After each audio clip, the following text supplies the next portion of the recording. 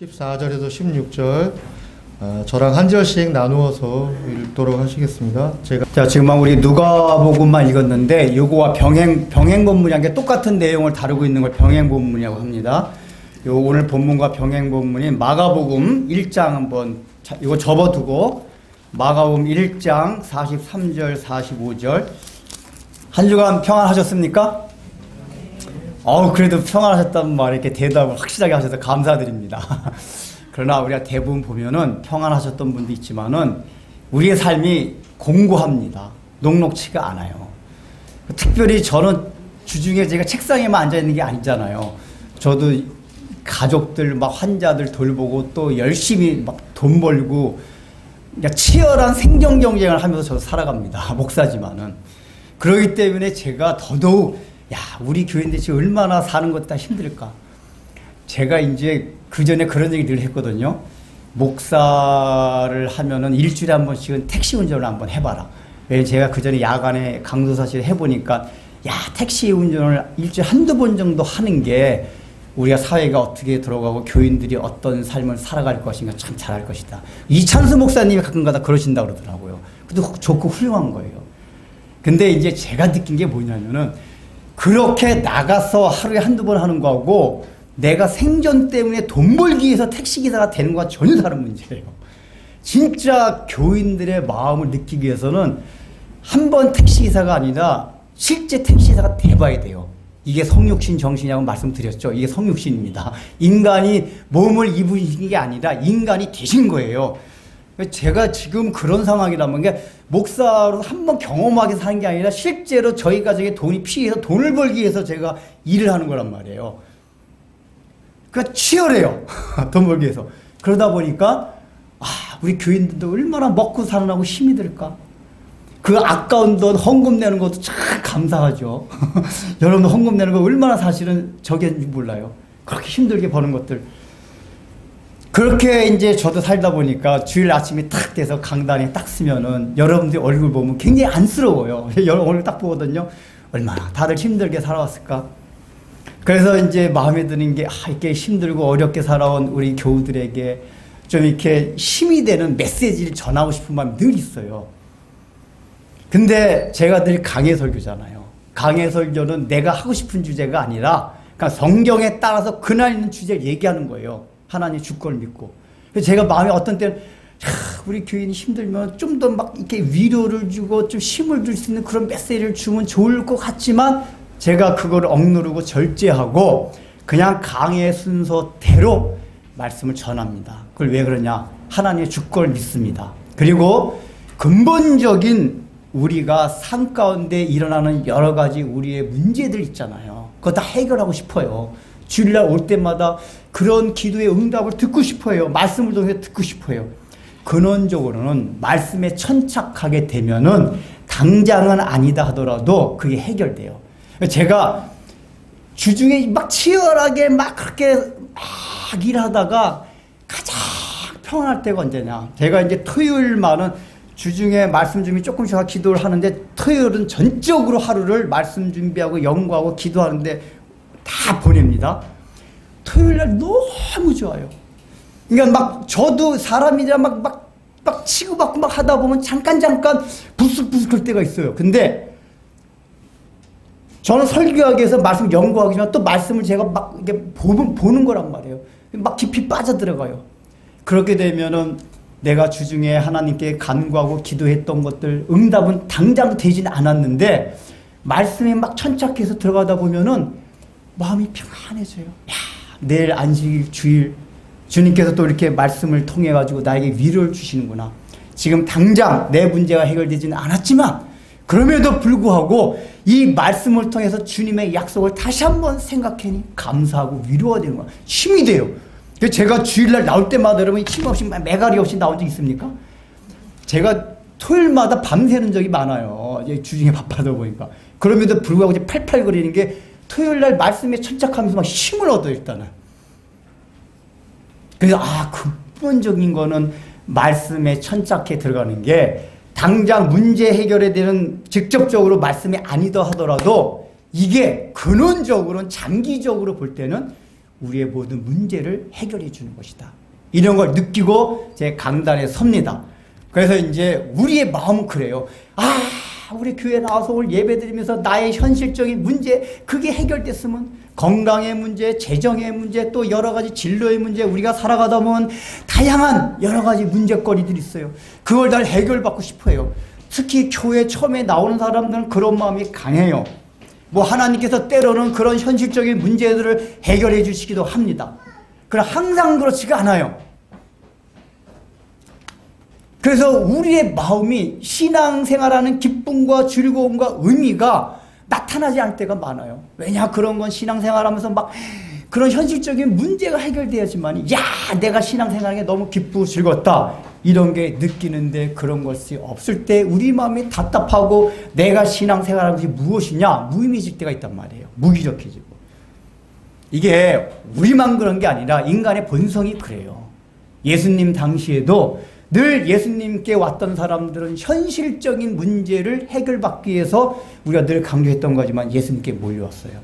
그래서 오늘 본문에 나타난 나와 한자의 경우도 참 우리들의 본성과 같이 우리가 신앙생활하고 교회 오고 하나님께로 오는 것이 우리의 현실적인 답답한 문제들을 해결받고 싶어하는 그런 문제 때문에 나와요. 그게 잘못된 건 아니고 인간의 본성의 본능이에요. 그런데 그것이 어떻게 해결되고 그걸 통해서 하나님께서 우리에게 무엇이라고 말씀해 주시는가 오늘 본문에 나와 있어요. 그 본문을 우리가 이제 들어서 살펴보고자 합니다. 자, 오늘 본문은 우리가 이제 3번에 걸쳐서 하고 있잖아요. 나병 환자가 예수님을 통해서 치유함을 받았어요. 오늘 본문은 치유함을 받은 이후의 후속 조치예요. 근데 이제 후속 조치가 예수님께서 무슨 말씀을 하시고 나병 환자가 거기에 대한 반응이 나옵니다. 근데 이제 예수님께서 나병을 낫게 한 다음에 뭐라고 말씀을, 2가지 말씀을 하십니다. 그게 뭐죠? 첫 번째, 너 이거 지금 내가 너 병 고쳐준 거 아무한테도 얘기하지 마. 누가복음에는 그게 강력한 어조로 나타나지 않았어요. 제가 이제 마가복음을 읽은 이유는 마가복음을 보면 그게 삼가, 이게 절대적으로 그래요. 절대적으로 너 아무에게도 얘기하지 마. 이렇게 말씀을 하십니다. 그리고 2번째는, 그리고 너 가서 제사장한테만 가가지고 내 몸을 보이고 저 병 더 나았어요, 진단서 끊어주세요, 이렇게 얘기를 해요. 그래서 예수님께서 그 치유함을 받은 나병 환자에게 하신 말씀이 2가지. 아무에게도 이 얘기를 하지 말라. 2번째는 제사장에 가서 내 몸을 보이라, 이렇게 얘기를 해요. 그래서 제가 이제 오늘 본문을 이렇게 제가 설교 준비하다 보니까 주제가 너무, 이게 3절뿐이 안 되지만 여기에 담겨있는 주제가 너무 많아요.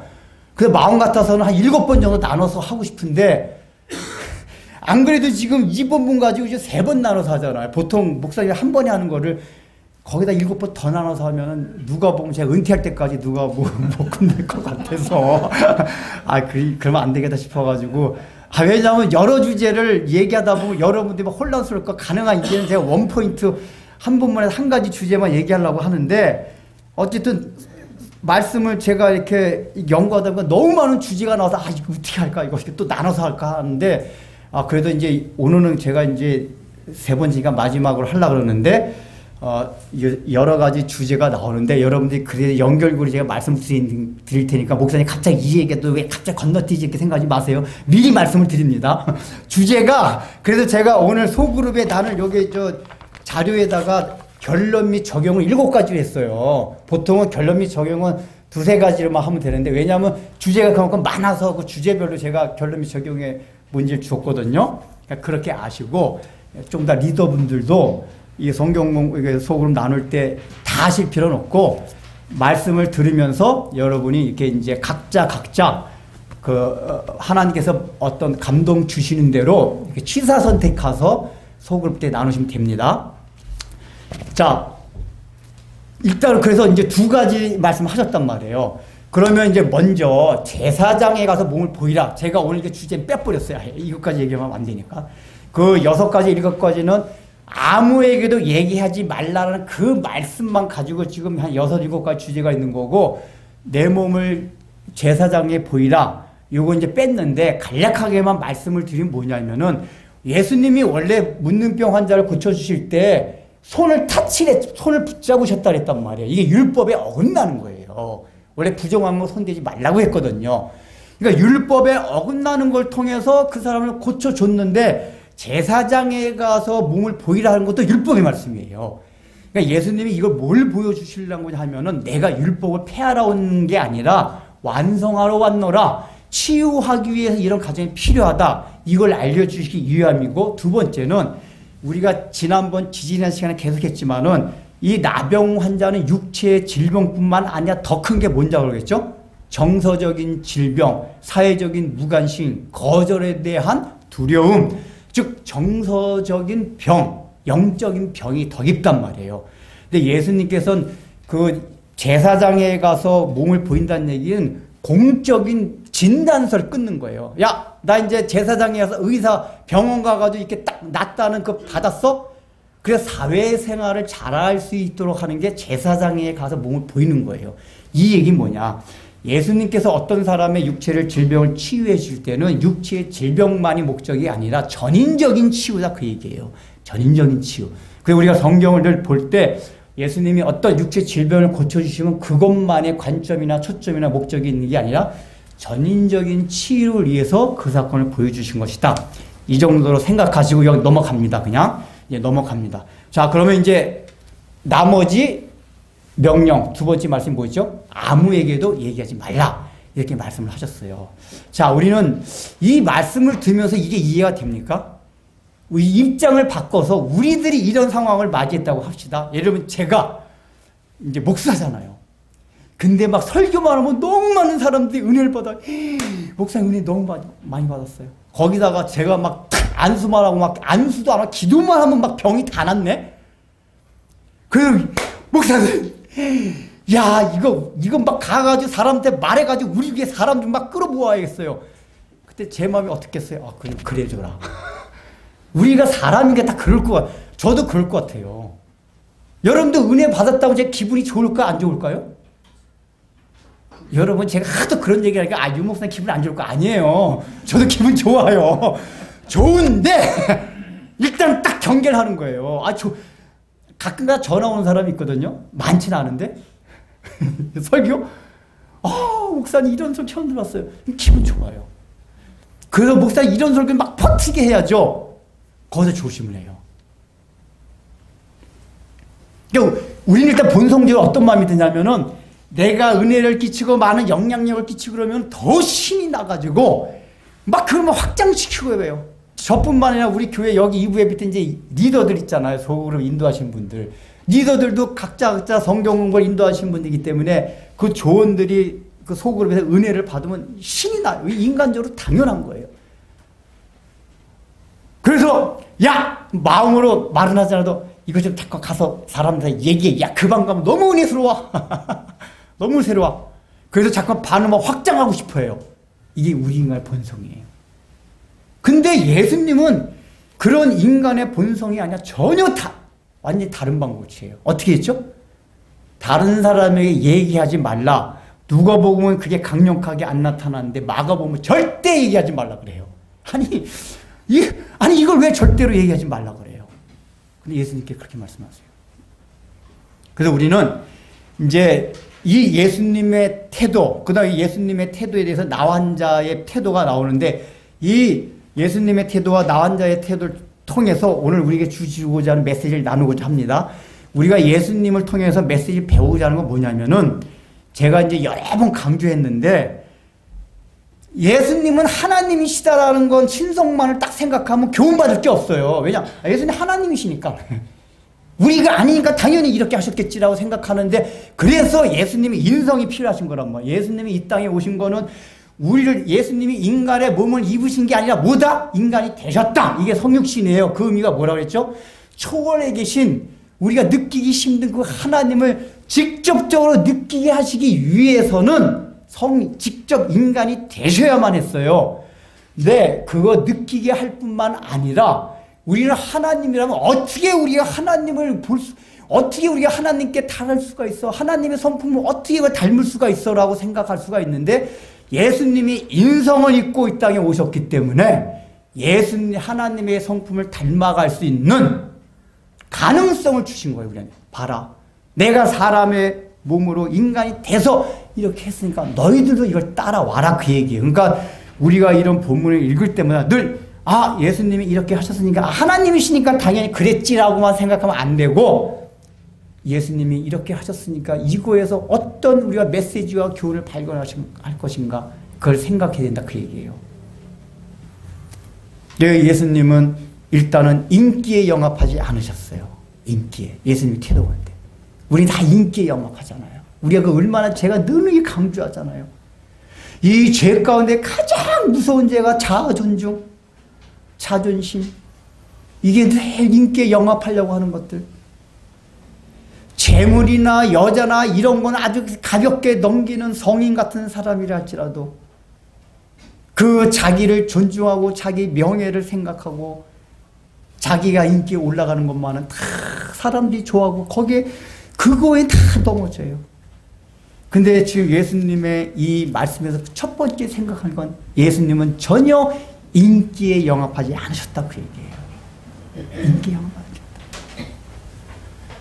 그러면 예수님이 인기에 영합하지 않으셨는데 왜 굳이 이런 태도를 취하셨나 그 얘기예요. 왜 그랬을까요? 우리 한번 누가복음 15절을 봅시다. 누가복음 5장 15절 같이 읽어보겠습니다. 시작.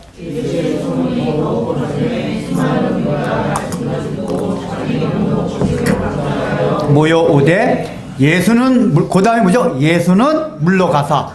그러니까 지금 누가가 어느 힌트 단서를 주고 있는데 일단은 이제 요 하기 전에 예수님이 절대적으로 말하지 말라 그랬는데 거기에 대해서 나 환자 어떻게 반응했죠? 순종했습니까? 안 했습니까? 안 했어요. 나가가지고 그냥 나팔을 크게 더 떠들었어요. 불순종했어요.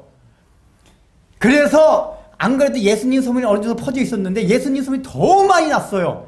그러니까 많은 이 소문이 더욱 퍼짐에 누가는 그거 과정은 설명 안 했는데 마가가 그걸 설명해 주는 거예요. 나병 환자가 예수님께서 내 병을 고쳐주셨어. 이렇게 소문이 퍼트리니까 더 많은 사람이 구름대같이 몰려온 거예요. 근데 이 사람들의 마음 상태, 심리 상태를 알 수 있는 게 15절 나와요. 그게 뭐죠? 말씀도 듣고 자기 병도 고침을 받고자 하여. 그러니까 예수님께 소문을 듣고 몰려온 사람들 심리 상태가 이거예요. 말씀도 듣고 병 고침도 받고자 하여. 이거예요. 근데 예수님은 예수님은 한적한 곳으로 물러가서 그들을 피해갔어요.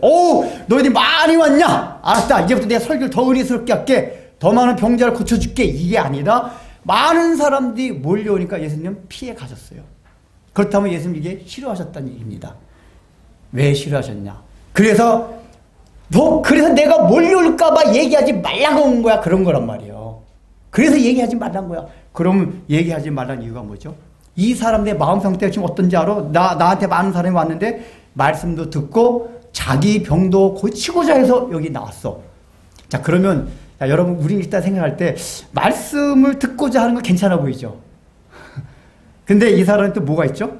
자기 병도 고침을 받고자 해요. 그러면 실제적으로 이제 우리 상황을 얘기해요. 우리가 여러분 교회 나올 때 신앙생활 시작할 때 어떤 마음으로 나옵니까?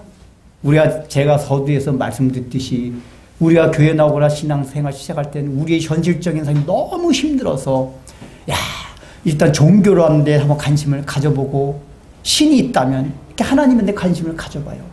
그 어떤 현실적인 문제가 해결받기로 하네요. 그 인간의 본능이에요. 그런 것 통해서 신앙이 시작이 돼요. 그러면서 교회에 와서 그래서 교회에 와서 말씀도 듣는 게 또 얼마나 좋으냐 하면서 말씀 듣는 거에 대한 가치도 막 부여하기 시작해요. 근데 우리의 마음은 늘 뭐가 비중을 많이 차지하죠? 그럼에도 불구하고 우리의 마음은 하나님, 내 현실 문제에서 지금 이게 너무 힘듭니다. 지금 돈이 너무 없습니다.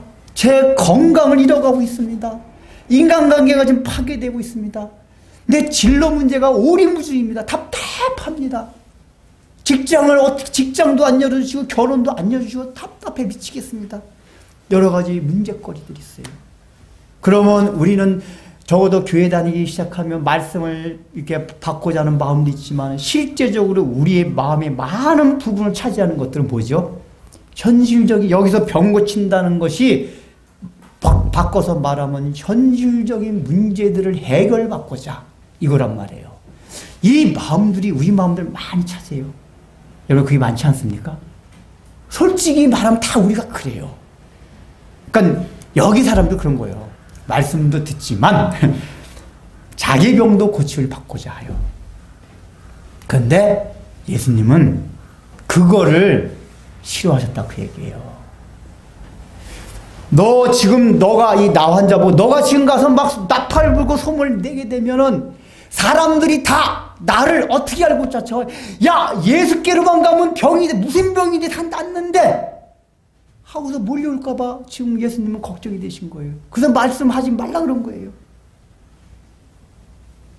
이 얘기가 뭡니까? 예수님은 당신이 누구신지를 제대로 알고 오길 원한 거예요. 왜 예수님이 메시아라는 걸 사람들에게 알리길 원하지 않으신 건 아니잖아요. 베드로가 예수님이 하나님의 아들임을 고백했을 때 예수님이 얼마나 기뻐하셨습니까? 메시아라는 걸 알리지 않은 걸 사람들이 기뻐하지 않는 게 아니에요. 뭘 싫어하신 거죠? 잘못된 메시아가. 왜냐 여기서 사람들이 올 때는 메시아는 병을 고쳐주는 분이야. 나의 삶의 모든 문제들을 해결해 주시는 분이야. 이렇게 메시아를 생각하고 온단 말이에요. 하나님이 그런 분인 줄 알고 오면 돼요. 야 하나님이 얼마나 능력이 많으신지 알아? 천지만물을 지으신 분이야. 그래서 무한한 능력이 있어서 우리 삶의 모든 문제를 해결해 줄 수 있는 분이야 라고 생각하고 교회 나오고 신앙생활을 하게 된단 말이에요. 그런데 하나님은 그렇게 하나님을 알고 오는 걸 싫어하신다 그 얘기예요. 하나님한테 오는 건 원하는데 하나님을 알길 원하는데 제대로 알고 와라 그 얘기예요. 제대로 알고 와라. 이게 얼마나 중요한지 몰라요. 메시아에 대해서 모르라는 게 아니라 성경의 구약 성경에 나타난 메시아는 뭡니까? 고난받는 메시아예요. 이 땅에 와서 우리의 죄 때문에 고난을 당하고 마지막에 죽으심을 당한 그게 성경에서 가르치는 메시아란 말이에요. 그렇게 메시아를 알고 와야 되는데 야 메시아한테 가면은 복 받는데 메시아한테 가면 야 돈 문제가 사업 문제가 해결되는데 그 메시아한테 가면은 결혼 문제가 해결되는데 진로 문제가 해결되는데 내 안병이 낫는데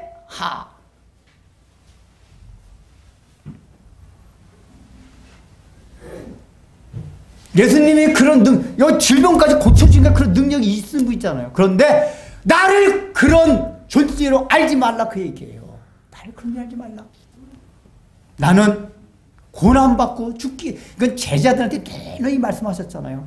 그러니까 베드로가 그 얘기하니까 아이 주여 무슨 말씀입니까? 주여 절대로 그럴 수 없나이다. 베드로가 그랬잖아요. 예수님이 은근슬쩍 내가 이제 예루살렘에 가서 잡혀 죽어야 하려니까 제들 깜짝 놀라야 성질이 급한 베드로 아이 주여 그럴 수 없나이다. 어찌 메시아 대신 왕 대신 당신이 죽을 수 있나이까. 그때 예수님이 뭐라고 말씀하셨습니까? 사탄아 내리로 물러가라. 너가 나를 잘못 알고 있다 라고 얘기하셨단 말이에요. 여러분이 생각하는 기독교 신앙 복음이 무엇입니까? 예수님께서 제자들한테는 조금씩 메시아가 무엇이냐고 설명을 해줘요. 그렇잖아요. 무리들에게 다 말씀을 못하지만은 제자는 늘 가까이 있게 설명하다 보니까 그래서 제자들이 나중에 다시 다 깨닫고 나서 나중에 서신서들 바울도 그렇고 베드로도 모든 서신서를 보세요. 예수님의 가르침이라는 게 단순하게 우리의 육신적인 문제 해결받고 이 땅에서 복받는 게 아니었구나.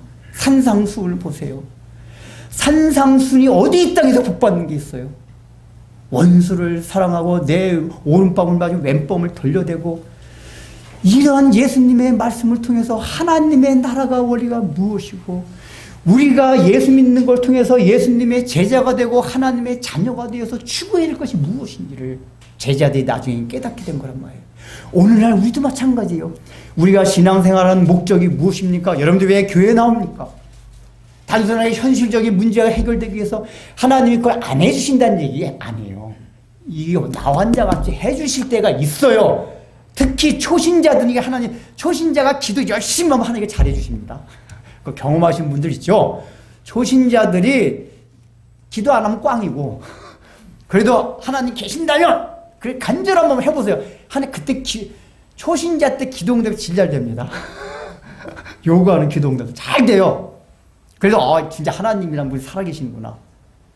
근데 그게 다가 아니다, 그 얘기예요. 이런 걸 통해서. 이제 말씀을 듣다 보니까, 하나님께서 요구하시는 게 뭐였구나. 내가 예수 믿는 목적은 하나님의 성품을 닮아가고 이 땅에서 하나님의 나라를 내 심령과 내 주변에 세우는 것이었구나. 자기를 부인하고 내 십자가를 지고 가시는 거였구나. 이런 걸 깨닫게 된단 말이에요. 그래서 때때로는 신앙생활하는 게 십자가 진 같지만 그것이 영생이요 생명의 길이기 때문에 그 십자가를 달게 지고 가게 되는 게 기독교 복음이에요. 그러니까 우리가 예수 믿고 생각하니까 예수 믿고 육신적으로 복 받았네 이게 아니라, 야, 내가 예수 믿고 이제 문둥병, 이 나병, 감각이 생겨가지고 그전에는 이것만이 최고인 줄 알았는데 이게 최고가 아니라 이게 최고네. 내가 비록 돈은 없지만 사업엔 좀 이렇게 될 수 있지만 하나님 나라가 어떤 것인지를 알게 됐고 이 땅에서도 어떤 가치를 가지고 살아가야 된다는 사실을 알게 되었네. 이걸 가지고 기쁨을 삼아야 된단 말이에요. 근데 우리는 잘 안 그래요. 잘못된 메시아관, 잘못된 신앙관. 여러분 그걸 통해서 나타난 결과가 뭐죠? 그 나 혼자는 막 불순종해가지고 막 떠벌려 막 했어요. 많은 사람이 몰려왔어요. 근데 결과는 어떻게 됐죠? 예수님이 오히려 이제 마가복음을 보면은 우리가 일부러 동네 들어가시지 못하고 복음에 더 지금, 그러니까 예수님이 이게 단순하게 병 고치는 게 소문이 안 나고 그냥 예수님의 말씀만 이렇게 좋아가지고 막 하면은 예수님이 더욱더 복음을 적극적으로 전하실 텐데 괜히 병 났다는 소문 듣고 많은 사람이 몰려와가지고 예수님의 사역에 더 방해가 됐어요. 이게 뭘 의미합니까? 우리가 복음을 전해도 말씀을 전해도 성경에 있는 그대로의 하나님, 성경에 나타난 바울이 말한 예수님 말한 그 복음 그대로를 전하지 않고 거기에 사탕발림을 해가지고 다른 복음을 전하면은 양적으로는 팽창하는 거하고 양적으로는 성장하는 것 같지만 실제로 복음엔 악영향을 끼친다 그 얘기예요. 오늘날 우리 한국교회만 보세요. 한국교회가 얼마나 양적으로는 성장해 왔습니까? 그러나 과연 복음의 영향력이 나타나고 있습니까? 아니에요. 왜 그렇죠? 전부 복음을 사탕발림해가지고 예수 믿으면 복 받아. 예수 믿으면 문제가 해결돼. 이런 것만 가르쳐주고 그런 소리를 듣고 야! 교회 나가면 못한대. 이렇게 다 왔단 말이에요. 그래서 이런 사람 숫자가 채워져요. 그런 사람들만 채워지다 보니까 원래 그 복음의 본질적인 거에 다 빠져나가서 영향력이 하나도 없어졌어요. 사람들은 기독교를 욕해요. 그러나 로마 시대 초대교회 같이 정말 복음이 그때 그 당시는 예수님을 믿게 되는 게 뭐라 그랬죠? 예수님을 믿으면 복 받는다? 이게 아니라 초대교회 뭡니까? 예수 믿으면 죽음 당한대요. 로마 박해 300년간은 기독교를 박해했기 때문에 예수 믿다가 잡히면 직장 잘리고 예수 믿다 걸리면 사자굴에 들어가고 예수 믿다 잡히면 화형이 처해졌단 말이에요.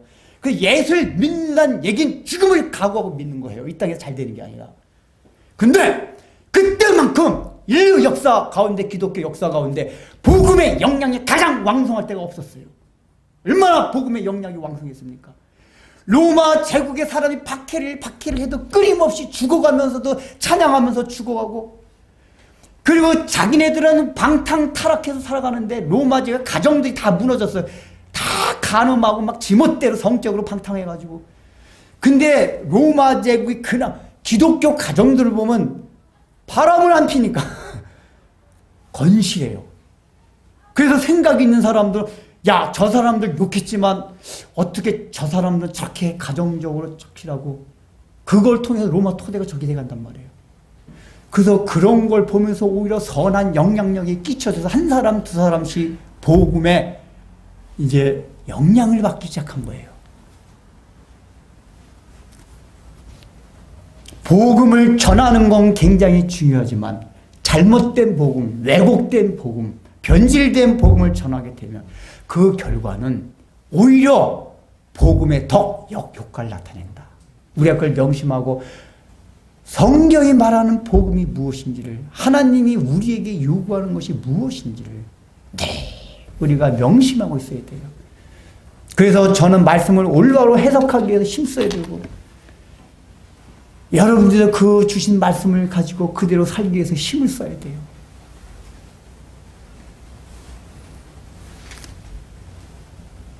그리고 이제 세 번째 예수님의 태도 가운데 있는 게 뭐냐.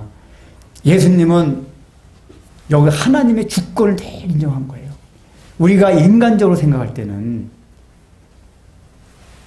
이 병을 낳았으니까 이 많은 사람에게 퍼치면 효율적이잖아요. 제가 효율성에 관한 설교도 한번 했잖아요. 이 복음 전파서 효율적이다. 근데 하나님의 주권을 믿는 사람들은 그런 거 개의치 않아요. 왜냐?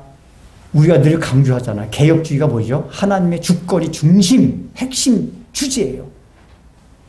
우리가 열심히 전도를 해요. 맞아요. 근데 그건 하나님 그걸 통해서 예수님이 구원받는 사람을 이끄시는 것 뿐이지 우리가 전도한 것 때문에가 아니에요. 그럼 전도하는 것을 통하여 구원받게 하는 거지 우리가 전도한 것 때문에가 아니에요. 근데 우리는 자꾸만 내가 전도한 것 때문에, 힘쓴 것 때문에, 노력한 것 때문에 이루는 줄 알아요. 아니에요. 모든 건 하나님의 주권 하에서 하나님이 주인된 권리로서, 우주 만물을 지으신 분으로서, 하나님의 나라를 시작하고 완성될 분으로서 그 권세를 가지고 하시는 거예요. 다만 그에게 우리를 동원시키는 것뿐이에요. 그러니까 주권을 믿기 때문에 예수님이 너가 전파하지 않아도 하나님의 나라는 시작되고 완성될 거야. 예수님은 이 믿음이 있었단 말이에요. 이게 사역장, 우리 같은 목회자 같은 사역자들도 먼저 1차적으로는 필요해요. 말씀대로 전하다 보면은 사람들 귀에 즐겁지 않기 때문에 교회가 양적으로 부흥되기 힘들 수가 있어요. 일단 사람들이, 여러분 여기서 오늘 누가 딱 누가 병난 사람 기도해서 낫잖아요? 소문 조금 퍼지잖아? 우리 다음 주에 다 꽉 차요. 꽉 찹니다. 그리고 그 교회만 나가면 기도만 하면 막 직장 승승장구하고 다 된대. 한 달 뒤에 우리 다 꽉 차요. 근데 여러분 예수 믿으면 십자가를 집시다. 고난을 받으시다. 자기를 부인하고 자기의 육체를 쳐서 복종시키며 하나님의 뜻을 따라갑시다. 이런 소리를 자꾸만 하잖아요. 사람들이 안 모인대요. 근데 하나님의 주권을 믿게 되면은 뭐죠? 일단 인기에 영합하지 않고 결과에 연연하지 않아요. 그 결과에 연연하지 않는 하나님 주권을 믿기 때문에. 예수님이 요한복음에서 그런 말씀하셨잖아요.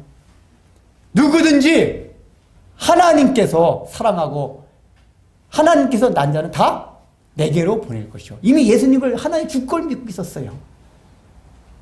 하나님의 주권대로 내게로 올 사람 다 오게 돼 있는 거예요. 이걸 믿으면은 우리가 인간적인 노력과 열심 이런 거로 하는 게 아니라 주권에 맡기는 거예요. 예수님의 지금 태도에 그게 있는 거예요. 그렇다면 이게 교회 안에뿐만 아니라 우리의 삶의 전 영역을 확장해 봐요.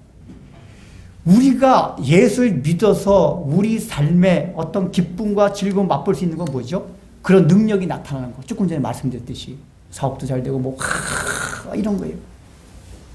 근데 우리의 삶이 왜 이렇게 사업은 안 되고 기동전이 금방 안 되고 병이 들리고 내가 예수 믿는데, 그러면 우리의 처한 환경을 보게 되면 우리의 마음이 위축되기가 쉬워요. 실망하기가 쉬워요. 근데 이때 하나님의 주권이 뭐죠? 하나님은 천지 만물 지은 주인이시야. 그러니까 모든 건 당신만이 옳습니다. 그 얘기예요. 지금 내 상황이 빚도 계속해서 아무리 열심히 해도 빚도 못 갚고 미치겠다. 인간이 그렇다 할지라도 지금 내게 주신 상황, 하나님 당신은 옳습니다. 이게 하나님 주권을 받아들이는 거란 말이에요. 이렇게 되면 비록 힘들긴 해요. 우리 육체가 있는데 힘들죠. 힘든데 하나님의 주권을 인정하고 받아들이게 될 때 그래도 마음에 평화가 와요. 평화가 와요. 당신이 없습니다. 그리고 당신이 없기 때문에 우리가 아까 처음에 찬양했듯이 주의 약속 바라보네. 주의 약속을 믿네. 아직까지 응답되진 않았지만 주님께서 우리에게 하신 약속이 인류 역사를 통하여 성경을 통하여 분명히 보여주는 것을 제가 믿습니다. 지금은 모르지만 저 하나님의 주권을 바라보고 하나님의 약속을 믿습니다. 그것이 언젠가 제 인생 가운데 이루어질지 믿습니다. 그리고 우리는 실망하지 않고 우리의 삶을 지탱해 나가는 거예요. 그러면 실제적으로도 좋은 결과가 와요. 와요. 근데 우리는 조급해가지고 하나님 왜 문제가 해결되지 않나요? 이게 아니에요. 하나님의 주권을 받아들이게 되면 일단 마음이 평안해져요. 자기 삶의 환경에 너무 연연하지 않게 돼요. 그 연연하지 않는 상황이 문제 해결의 실마리를 만들어준다 그 얘기예요. 어떤 사람이 그런 가정하는 거 봤거든요. 장사가 너무 안 돼가지고 힘들어 죽을 뻔했대요. 근데 그렇게 하나님의 주권을 받아들이고 내가 지금은 힘들지만 하나님께 하여 주신 나의 약속 하나님 당신은 늘 옳습니다. 이렇게 생각하니까 마음 평안해졌대요. 그 다음부터 얼굴이 펴져가지고 이렇게 장사 직접 이렇게 손님들 고객들 대하는 그 장사였대요.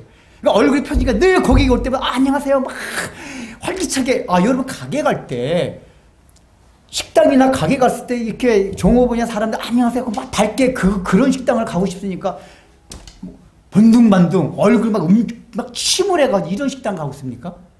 밝게 하는 데 가고 싶잖아요. 그러니까 이 사람이 마음이 평안해서 그렇게 하다 보니까 나중에 장사가 잘 돼가지고 빚도 갚고 하나님이 육신도 형통하게 해주셨대요.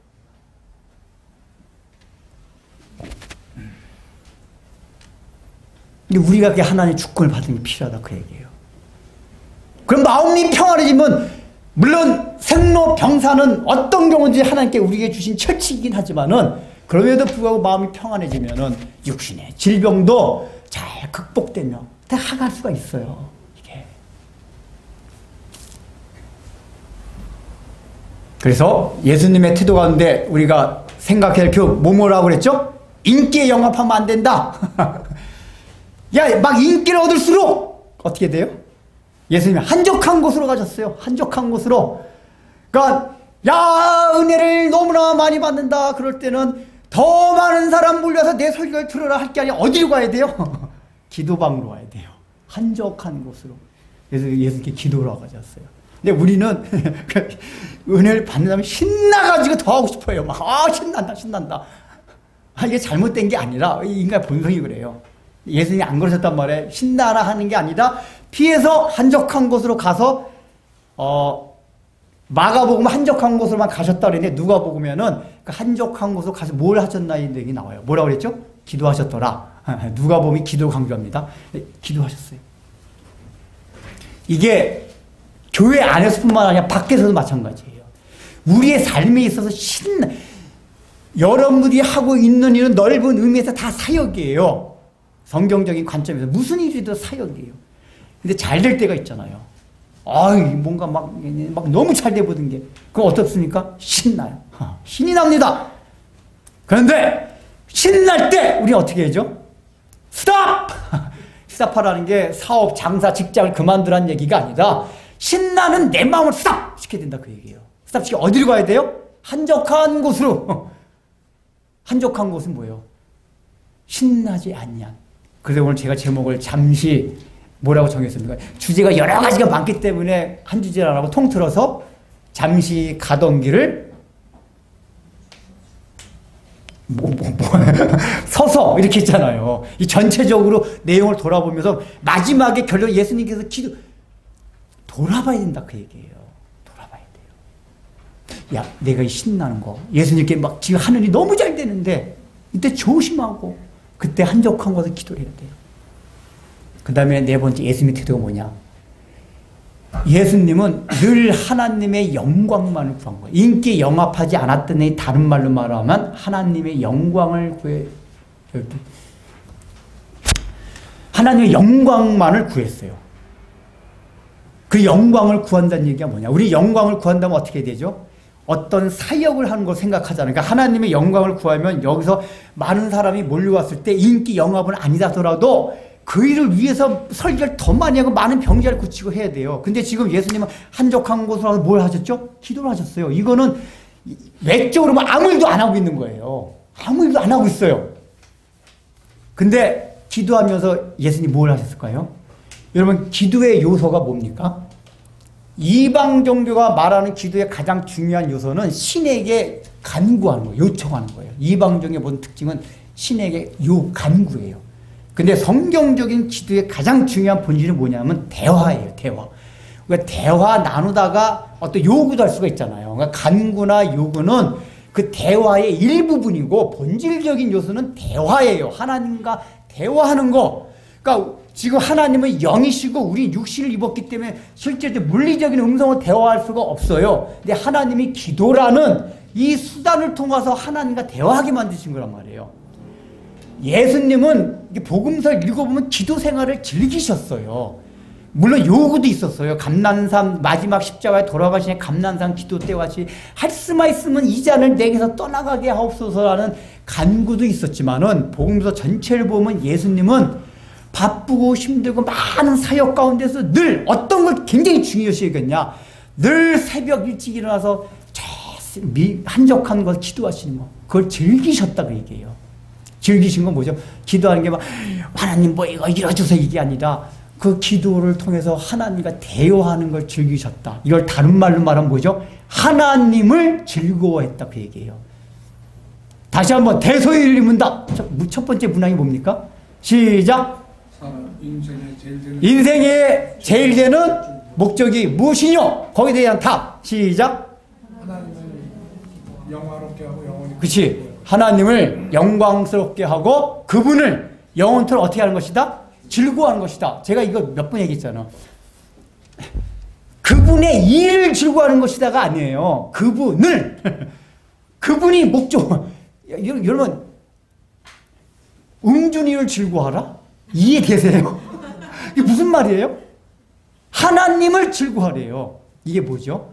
하나님을 즐거워한다는 건 내가 어떤 하는 일이 아니라 그분 자체의 그 속성, 그분이 하신 일, 그걸 생각하며 기뻐하고 즐거워하라 그 얘기예요. 그게 하나님께 영광이라는 게 꼭 어떤 일을 해서만이 아니라 그냥 하나님의 속성을 묵상하고 생각하고 하나님이 하신 일들을 생각하며 좋아하는 것이 하나님을 즐거워하는 것이다 그 얘기예요.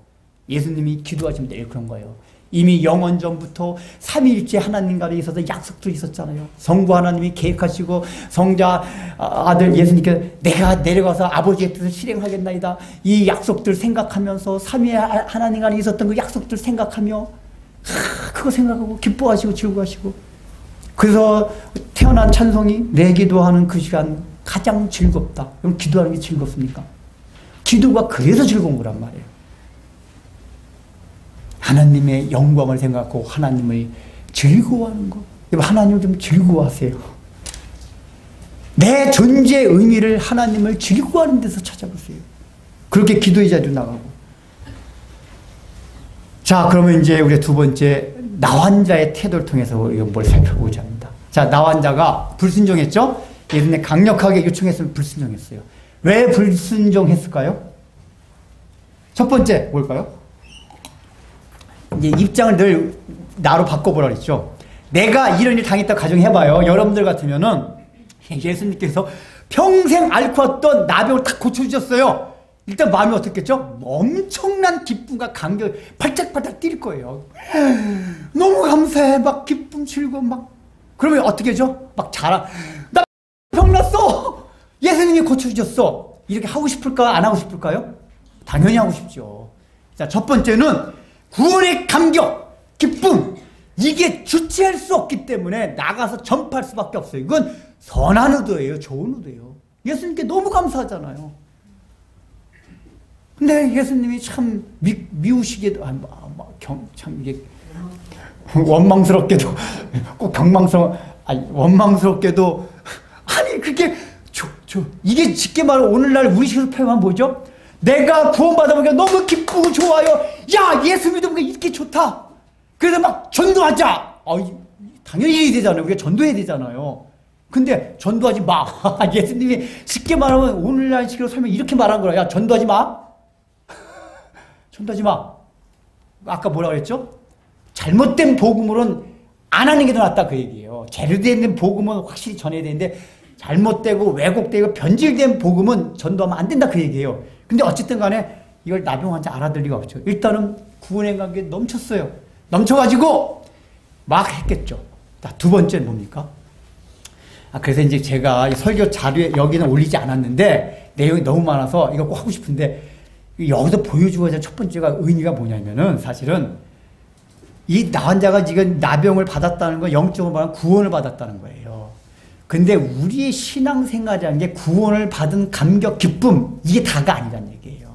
그 뒤에 뭐가 있죠? 예수님 말씀 안에 그것들이 녹아져야 돼요. 구원받은 기쁨과 감격만으로 신앙이 지탱되는 게 아니. 여러분 처음 아마 구원의 감격을 경험했던 사람 그걸 느끼고 있을 거예요.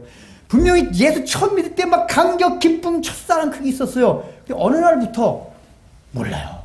예수 믿는 게 시시해지고 무의미해지고 이런 걸 경험하셨을 거예요. 그런 경험을 한 사람들은 뭘 놓치고 있느냐? 예수 믿는 게 처음 구원받았을 때 기쁨, 감격, 첫사랑 이런 거로 지탱되는 게 아니다 그 얘기예요. 뭐로 지탱돼요? 말씀의 그 감격과 기쁨이 말씀 안에 녹아져야 돼요. 여기 예수님 말씀이었잖아요. 녹아져야 돼요. 예수님 말씀이 뭐냐? 다 십자가를 지고 내 제자가 되고 자기를 부인하고 이런 말씀들 안에 내 구원의 감격과 기쁨이 녹아져야 된다 그 얘기예요. 그렇게 신앙생활을 해야 우리 신앙생활이 지탱이 돼요. 하나님의 선 이해되고. 그러니까 이게 교회나 교단마다 좀 신학 색깔이 다르긴 하지만 구원의 기쁨과 감격만 강조하다 보면은 사람들이 신앙생활 하다가요 다 벙쳐요. 뭐 잘될 때 막 뭐 그냥 온갖 제일 예수 잘 믿는 사람 같아요. 근데 뭐 안 되기만 하면 그때부터 언제 예수 믿느냐 하는 식으로 돼요. 근데 구원의 감격과 기쁨 안에 계속 말씀을 녹아져 내리게 하는 이런 분위기의 교회에서는 사람들이 어려운 일을 당해도 물론 기쁘고 즐거운 건 아니지만은 그것 때문에 요동치지가 않아요. 구원은 감격과 기쁨은 시작이고 중요한 요소긴 하지만은 그게 늘 예수님 말씀 안에 녹아져 내야 돼요. 그게 동력이 되는 건 사실이에요. 구원할 그거 녹아져야 돼요. 자, 그러면 이제 요거는 이제 원래 안 하려고 했던 건데 하두고 일단 아까 첫 번째 나병 환자 태도 첫 번째 뭐죠? 구원의 기쁨과 감격 때문에 전할 수밖에 없다. 이건 선한 의도입니다. 자, 근데 하려다가 뭘 생각했어야죠? 너무 기쁘고 즐거운데 근데 예수님 우리 주님이 하지 말라고 강력하게 말씀하셨는데 하고 어떻게 해야죠? 절제했어야 돼요. 그럼에도 불구하고 이 사람은 아니 예수님 말씀과 상관없이 더 많이 떠벌렸어요. 한 사람한테 얘기한 게 아니라 그냥 동네 방네 돌아다니며 다 얘기를 했어요. 이게 왜 그랬을까요? 여기 이제 두 번째가 나옵니다. 이 사람이 가졌던 사고방식, 실용주의적 사고방식, 이게 목적 지향적 사고, 결과 지향적 사고, 실용주의적 사고, 이게 그 사람을 지배하고 있었던 거예요. 실용주의 사고가 뭡니까? 목적이 옳으면 내가 지금 하는 것은 선한 의도란 말이에요. 이게 옳으면 과정이나 동기는 좀 이래도 괜찮아. 예수님께서 하지 말라고 말씀하셨지만 내 목적이 지금 예수님을 좋아서 예수님을 증거하기 위해서 하는 거 아니야? 라는 마음을 가진 거란 말이에요. 이게 실용주의적 결과 지향적을 추구하는 사고란 말이에요. 이 사고가 우리가 일상생활을 살아가는 게 필요한 사고긴 해요. 근데 영적인 삶에 있어서는 이게 굉장히 무서울 때가 많아요. 여러분 구약성경에 보면 사무엘 이 서에 그게 나오잖아요.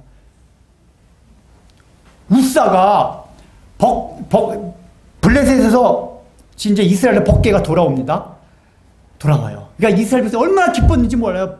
뺏겼던 법궤를 다시 이스라엘 백성에게 돌아오니까 마차에 싣고 와요. 그러다 마차가 흔들리니까 법궤가 떨어지려고 그래요. 그러니까 그때 옆에 있던 우사라는 사람이 그냥 떨어지니까 법궤 딱 막았어요. 이게 무슨 마음을 막았죠? 그 하나님의 존재, 하나님의 임재를 상징하는 법궤가 너무 귀한 거잖아요. 그러니까 그 귀한 게 땅에 떨어지면 안 되니까 딱 막은 거예요. 근데 하나님 그때 어떻게 나왔죠? 성경이 하나님 이를 악하게 여기서 그를 죽이셨더라. 아니 지금 벗게 떨어진 게 이게 의도는 이게 하나님이 땅에 떨어지면 안 되지 이거 탁 막았단 말이에요. 근데 하나님 이를 악하게 여기서 그를 죽이셨더라. 치셨더라. 왜 그렇죠? 벗게는 제사장 위에는 만지면 안 되는 게 하나님의 법이었어요. 구약에. 근데 우스라는 제사장이 아닌 게 벗기를 만들었더라. 그러니까 아무리 목적이 그래도 만지면 안 돼요. 하나님 주권을 맡기고 내버려둬야 돼요. 명령에 따라서. 근데 우리는 늘 어떤 실수를 저지르냐. 내 목적이 선하니까 이게 좀 이렇게 해도 돼. 실용주의적 사고, 결과주의 사고. 이거는 맨날 말해도 우리가 이런 오류에 너무나 많이 빠져요. 자, 그러면은 이런 실용주의적 사고로 인해 가지고 예수님께서 강하게 하지 말라고 하셨지만 내가 이게 나한테 예수님 증거하고 싶어서 하는데 어때? 자, 이렇게 해서요. 그러면 그 생각을 멈춰야 되는데 안 한 또 이면에 그 가진 생각이 뭐죠? 그의 인간의 자신념. 그러니까 사람은 이 사람이 갖고 있던 이 당시의 사고는 실용주의적 사고입니다. 근데 이 실용주의적 사고를 지탱하고 밀고 나가는 게 뭐죠? 자아숭배예요. 이게. 사람은 자기 신념을 절대 안 바꿔요. 야, 이거 무서워요. 신념 바꾸고 그렇게 그래도 예수님께서 그렇게 하지 말라고 하셨으니까 실용주의적 사고란 자기 신념을 바꿔야 돼요. 내려놔야 돼요.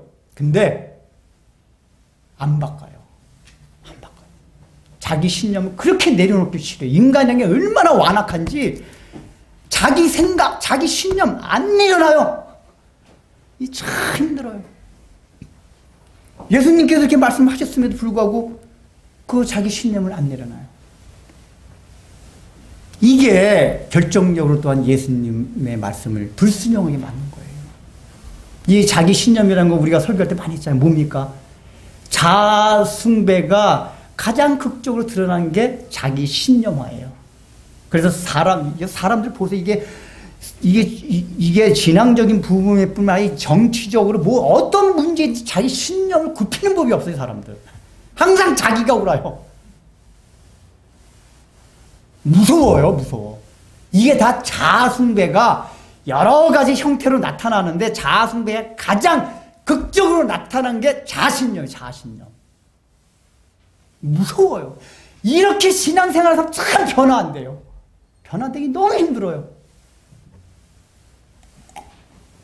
예수님 그렇게 말씀하시고 설교를 아무리 자기 생각 안 바꿔요. 이게 목회를 하다 보면 자기 생각도 안 바꿔요.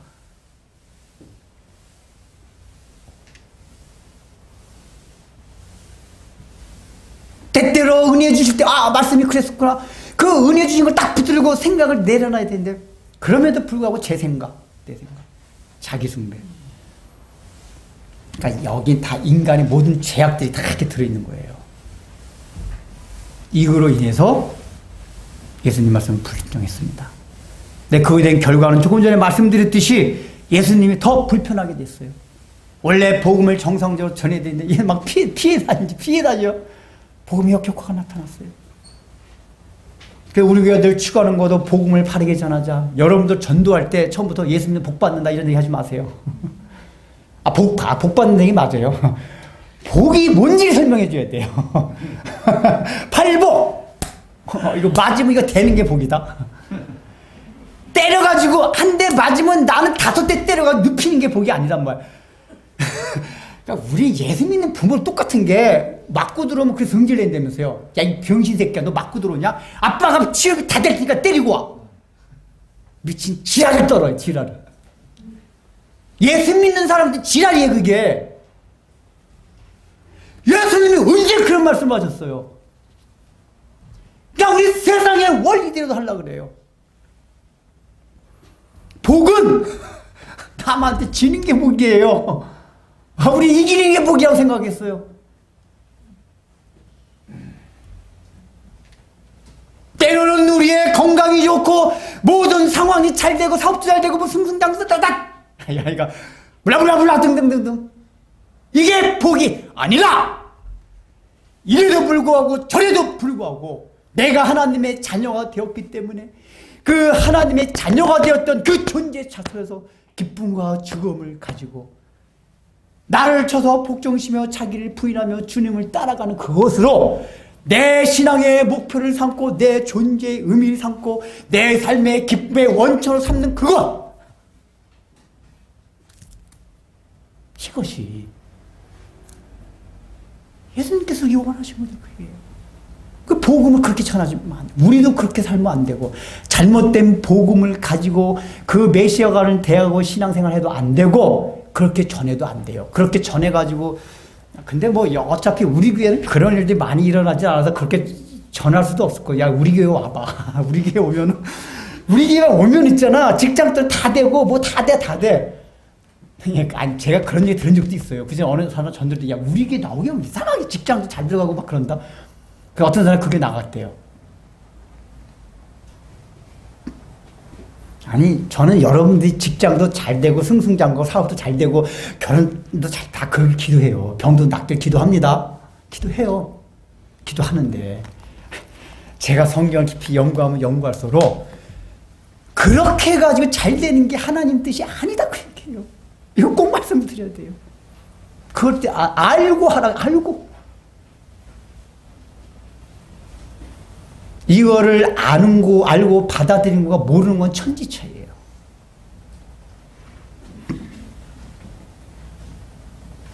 그래서 복음을 잘 전해야 돼요. 이제 마지막 정리합시다. 뭐지? 하고 싶은 말 더 많은데. 자, 예수님께서 마지막 한 게 뭐였죠? 말씀을 하시고 불순종해서 사람들이 몰려왔어요. 몰려왔을 때 한적한 곳을 기도하셨다 그랬어요. 그렇다면 우리의 삶 가운데도 마찬가지예요. 우리가 여러분들이 육신적으로 사역적으로 잘 되고 있습니까? 신이 납니까? 그런 분도 계실 거예요. 그럴 때 우리가 신나는 거기에 매몰되면 안 돼요. 그때일수록 어떻게 해야 되죠? 한적한, 그러니까 그 상황을 피해라는 얘기예요. 그러니까 그 상황을 피하라니까 사역이면 사역 그 일 자체 피한다기보다는 내가 신나는 그 마음, 스톱! 하고 기도의 장소 한적한 장소라서 기도를 하는 거예요. 어떻게 기도요? 하나님과 대화하는 거예요. 그 대화 아까 말했잖아요. 대화하면서 하나님을 즐거워하는 거예요. 또 두 번째 요소가 뭔지 아세요? 그게 하나님이 누구란 걸 알게 되면 자기 자신을 되돌아보게 돼요. 하나님의 말씀을 생각하니까 야, 내가 어떤 자였구나. 자기 자신을 돌아보게 됩니다. 그래서 내가 하는 일이 모든 게 잘 되고 있지만 내 자신이 어떤 존재를 알게 됨으로써 자기가 자중하게 되고 껍죽거리지 않게 되는 거예요. 그 반대의 경우를 생각해 봅시다. 내가 하고 있는 일이 너무 안 돼요. 내가 그렇게 열심히 지금 설교하고 목회를 하려고 하는데도 왜 이렇게 사역의 열매가 없어요? 여러분들은 직장에서 사회생활을 하면서 친구관계에서 함에도 불구하고 삶에 어떤 열매들이 나타나지 않아요. 어떤 사람은 타고날 때부터 이렇게 나약하게 태어나고 재능도 없고 억울하지 않아요? 나는 왜 가난한 집에 태어나고 좀 남편이나 부인도 돈 많고 이런 사람 만났으면 여러 가지 그런 문제들이 있을 수 있어요. 그런데 그런 상황에서 우리는 어떻게 되죠? 위축이 돼요. 열등감을 느껴요. 근데 아까 잘 될 때 신나는 걸 스탑하듯이 안 될 때, 상황이 너무 힘들 때 거기서 스탑을 하게 돼요. 어디로 가면? 기도의 장소로 가면. 거기로 가게 되면 하나님을 돌아보게 돼요. 그분을 즐거워요. 그래 내 자신을 돌아보니까 어떻게 돼요? 야, 내 자신이 이렇게 존귀한 자였구나. 야, 내가 이렇게 존귀한 자라니. 그까지 야, 이거 안 부럽네. 그래 모든 열등감, 위축된 거 다 파해주고 나는 존귀한 자다.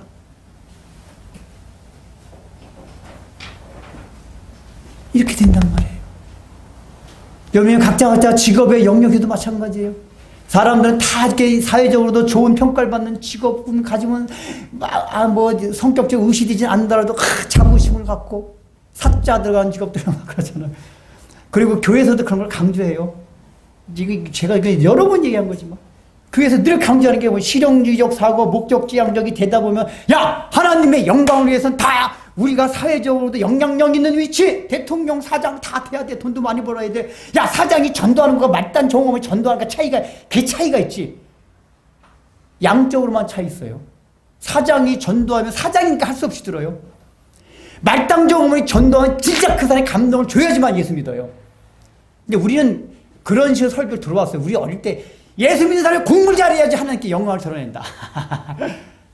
얘들아 공부 열심히 해야 된다. 너희 공부 열심히 하는 이유 또 이런 하도 열심히 해야 되는 이유는 뭐라고? 일하지 않는 자는 먹지도 말라는 거예요. 너희들은 일하는 게 공부하는 거기 때문에 공부하나 먹지 마. 예수 믿는 사람은 성실한 삶을 살아가는 게 하나님의 말씀이기 때문에 무조건 공부 열심히 해야 돼요.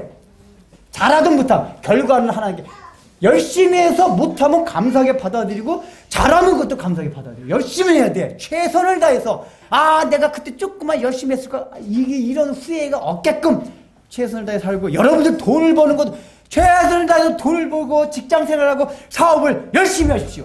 최선을 다해서 해서 근데 우리가 거기 나서 나 타고나길 능력이 없는 사람이 있어요. 공부를 아무리 해도 안 되는 사람이 있고 돈을 아무리 벌려도 돈이 안 따르는 사람이 있고 직장에서 아무리 승진해도 안 되는 거 타고나기를 그냥 병약하게 태어나서 아무리 좋은 걸 먹어도 맨날 비실비실 막 툭하면 어디 아프고 모든 병은 다 거쳐가고 이런 사람들이 있어요. 얼마나 마음이 억울하고 위축돼요. 직업적으로도 아까 말씀드렸듯이 사자만 들어가면 근데 여러분 봐봐요. 하나님은 그런 걸 통해서 하시는 게 아니에요. 하나님의 주권을 바라보십시오. 하나님은 내가 하는 것 때문에 영광을 받는 게 아니에요. 복음 전도가 되는 게 아니에요. 제가 여러 번 설명드렸잖아요. 그게 실제 있었기 때문에 철공소에 일하던 한 청년. 이 청년은 늘 위축돼 있었어요. 비전설교 맨날 비전설교 듣고 비전설교만 들으면은 막 국제적으로 왔다 갔다 해요. 뭐 국제 변호사가 되고 뭐 한창 비전설교가 유행하던 때가 있었어요. 청년들이여 비전을 가지라.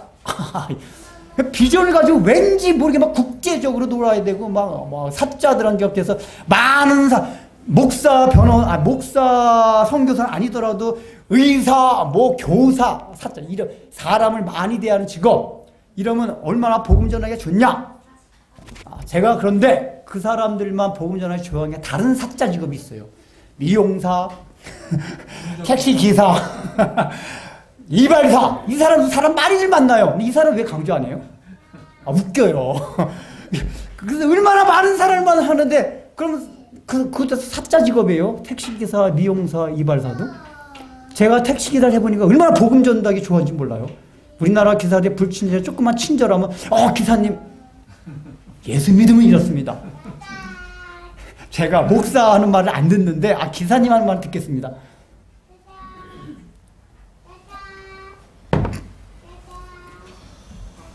그게 우리 오리란 말이에요. 그 철공소에서 일하는 거 그건 사자 직업도 아니에요. 철공소 직원 사장 1명 직원 자기 1명 토요일도 일해요. 1년 내내 주일 빼놓고 사람을 볼 일이 없어요. 누구한테 전도해요? 근데 말씀드렸잖아요. 철공소 직원은 날마다 하나님을 묵상하며 영접하는 일, 그 일에 이게 하나님께서 나에게 주신 사명으로 생각하고 이 철을 하나님 대하듯이 귀중하게 여기고 열심히 이게 하나님을 즐거워하는 거란 말이에요. 이게 칼빈주의가 말하는 직업 소명설. 사실 이 사상 때문에 서구 유럽이 발전을 한 거예요. 이 직업관 때문에 사실은. 실제 역사적으로도 이 직업관. 그래서 칼빈주의가 발달된 나라는 직업 귀천의식이 없어요. 여러분 칼빈주의가 가장 발달된 나라가 어딘지 아세요? 네덜란드. 네덜란드 얼마나 칼빈주의가 발달됐는지 아브라함 카이퍼라는 사람은 네덜란드 수상이었는데 칼빈주의 3대 신학자예요. 네덜란드가 초기에는 그 칼빈주의 신학을 정책에 많이 반영하려고 노력했었어요. 네덜란드 사람은 진짜 직업 귀천의식이 없대요. 그 나라가 발전하는 거예요. 그 사상들이 서구 유럽으로 퍼져나가가지고 원래 동양이 문명 먼저 이루어서 서구보다 늦춰진 거란 말이에요. 발전이. 그래서 능력이 없고 아무 그게 없다 하더라도 위축될 거 하나도 없어요. 열등된 거 없어요. 왜요? 하나님 주권에 맡기고 나는 그냥 하나님을 즐거워하고 네 하나님을 기도하는 마음으로 그 일을 대하면 된단 말이에요. 그럴 때 하나님께서 영광을 받으시는 거예요. 예수께서 물러가서 한적한 곳에서 기도하십니다. 특별히 저는 여러분 리더분들에게 당부드리고 싶습니다. 이 말씀을 가르치는 자들은 사역의 열매에 따라 사람들이 많이 올 수도 있고 적게 올 수도 있잖아요. 그것 따라 부안해동하면 안 돼요. 늘 기도의 자리로 나가야 돼요. 특히 더 필요한 때는 사람이 많이 몰려오고 막 사람들 은혜를 막 받는 때 스탑하고 기도의 자리로 나가야 돼요.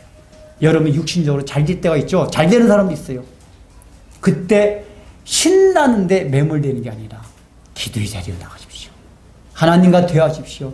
하나님을 즐거워하십시오. 여러분 하나님을 즐거워하다 보면 나타나는 현상이 뭔지 아세요? 삶의 모든 걸 바라보고 기뻐할 줄 알아요. 제가 그 중에 하나 터득하게 늘 얘기하잖아요. 이 자연을 보고 하나님의 숨결을 느끼고 하나님의 모습을 보고 하나님의 음성을 듣는다 그랬잖아요.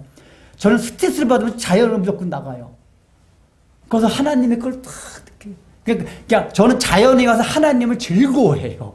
하늘에 그냥 일반 목사님하고 저 목사 뭐 하는 거야 도대체. 그 시간에 전도하고 써야지. 저는 하나님을 즐거워하는 거예요. 즐거워해요. 그때 우리의 마음에 하나님께 많은 것을 가르쳐 주세요. 너 지금 대화에 괜찮다. 너 너무 잘 되고 있지만 자중시키 하고 안 되고 있지만 그 마음에 위로를 내고 힘을 줘요.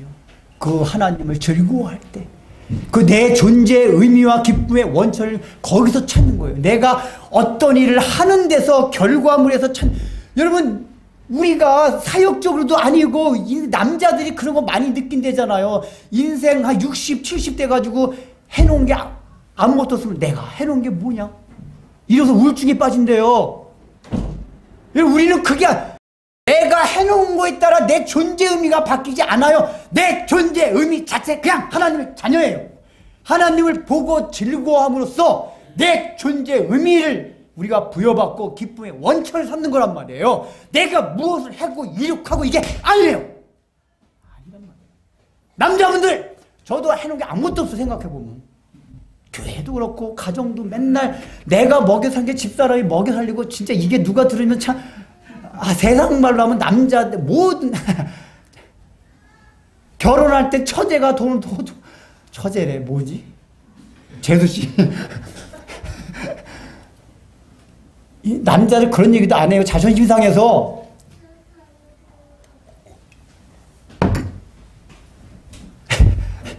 뭐 집 한 칸 끝날 때면 집은 대출 갚고 있을래나 이가. 내 해놓은 게 뭐가 있나? 목회적으로 도대체 해놓은 게 뭐가 있나?